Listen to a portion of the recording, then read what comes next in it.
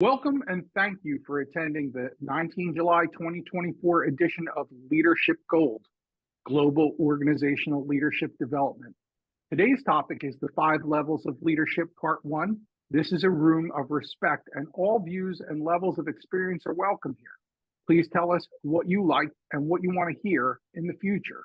As these meetings are only 30 minutes long, they're not intended to be a deep dive. Rather, a reasonably short overview of leadership principles meant to be a reminder to keep these concepts front of mind. Note, Dave and I are practitioners. Even with much experience, we don't claim to be experts. We're here to facilitate this gold group where we hope all may benefit. No matter where you are in your leadership journey, never forget that what got you where you are won't get you to the next level. When people follow a leader because they have to, they will do only what they have to. People don't give their best to leaders they like least. They give reluctant compliance, not commitment. They may give their hands, but certainly not their heads or hearts. We're honored to be here and spend these next couple minutes with you and talk about leadership. Leadership's a really important aspect in my life. I've been fairly successful since I've learned some of the basic principles, and I've been able to pass that on to some of my other buddies and friends and people that are in other industries. So I'd like to take that opportunity and do the same with you while we're here. So it's helped me with my journey, but it's not just leadership itself, it's leadership and continued growth as a leader. Let's get started with just a little bit of John Maxwell. One of his favorite sayings, everything rises and falls on leadership. Each of us has the potential to grow as a leader, but potential is a funky word that means hasn't done anything yet. So today our goal is to provide a few actionable items. And the reason I use actionable items is because I want you to take steps. I want you to do something. So if you take action and take the first 3 letters of it, the A, the C, and the T, that's going to be the basis of where we start. So the A is, what's something that you learned today that you can take action on? The C is, what's something that you can change that you're doing right now based on the principles that you learned? And the T, what could you teach someone else? So I want to add one more thing to that, which is Ford, right? I'm from Michigan, Motor City, Big 3. Think of Ford, but think of it differently. It's actually the F standing for family. So what happens in your home life? The O for occupational, what happens at work? R, recreational, what happens actually in your recreational life when you're having fun, all those things, trying to go on vacation, as an example. And D, what's your destination? What's the trajectory that you're on right now, and where are you trying to head? The most important concept to talk about or think about when we're talking about leadership is influence. Marshall Goldsmith points out, what got you here won't get you there. So we want to take that concept with action and forward and start to apply those principles so that we can learn a little bit and move a little bit. I hope that makes sense as well. So how do you define leadership? Ken Blanchard said, the key to successful leadership today is influence. It's not authority. Leadership isn't about titles or position. True leadership is about influencing other people. Once you get the title and position, as soon as you can as a leader, you need to go to your people and start asking questions, start connecting with them, see who they are, what they're about, see if there's any roadblocks or hurdles that are preventing them from being successful at the position that they're at right now as your technician or your lead or whatever it is that you have them doing.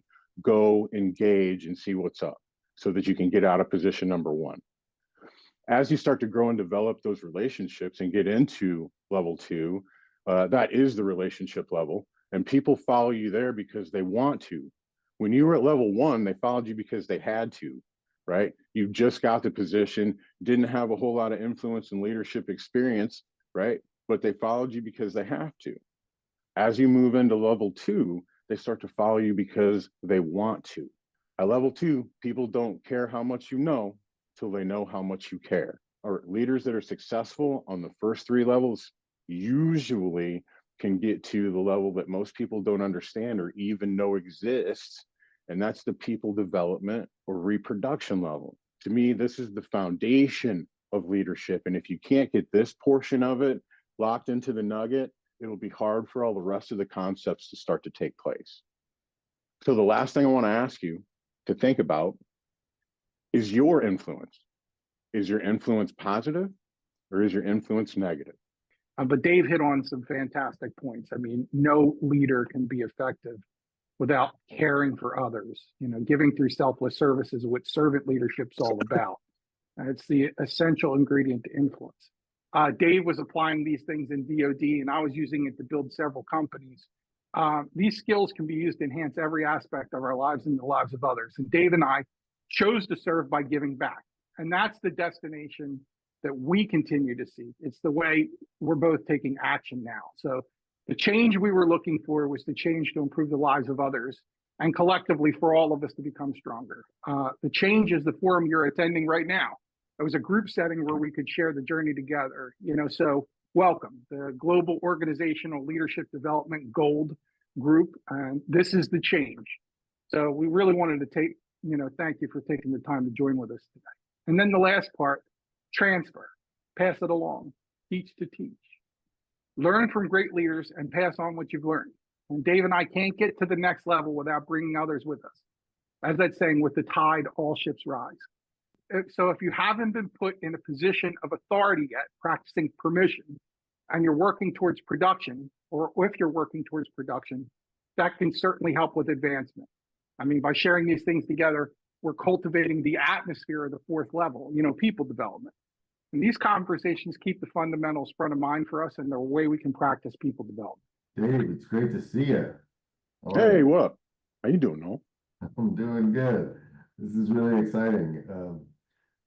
Dave and I go back to last year at the John Maxwell Leadership Certification event in Orlando, and we have kept in touch over the last year. And I even got to see Dave out in Detroit. I was doing a speaking event out there, speaking about leadership, and I think one of those things y'all touched on, obviously leading through influence, and the necessity to understand folks.